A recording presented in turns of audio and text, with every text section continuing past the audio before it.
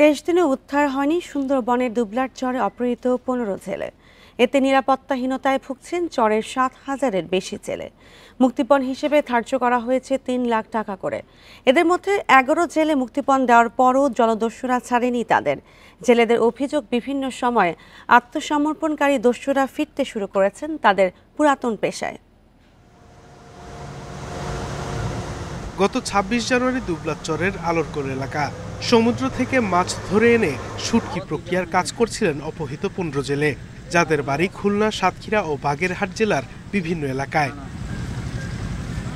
অপহরণের 23 দিন পার হলেও কোনো জেলেকে উদ্ধার করতে পারেনি প্রশাসন। উল্টো অপহৃত 11 জেলের পরিবার মুক্তিপণ দিলেও এখনো পরিবারের কাছে ফিরে আসেনি তারা। গত 30 জানুয়ারি স্বরাষ্ট্র উপদেষ্টার কাছে আবেদনও করা হয়। বিভিন্ন সময়ে আত্মসমর্পণকারী দস্যুরা আবারও পুরাতন পেশায় ফিরতে শুরু করেছে জানিয়ে এই মৎস্যজীবী নেতার দাবি, 15 জেলে অপহরণ তাদেরই কাজ। যারা পুরনো ডাকাত যারা আত্মসমর্পণ করেছিল তারা, আমরা খবর পাচ্ছি, এরাই এই অপকীর্তিটা করেছে।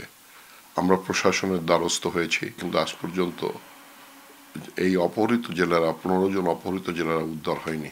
অপহরণের ভয়ে ক্যামেরার সামনে কথা বলতে রাজি নয় অন্য জেলে কিংবা তাদের পরিবার।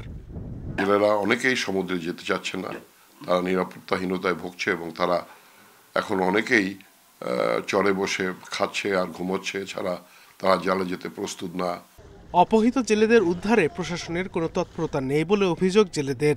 এই বিষয়ে ক্যামেরার সামনে কথা বলতে রাজি নয় তদন্তকারী সংস্থার কেউ।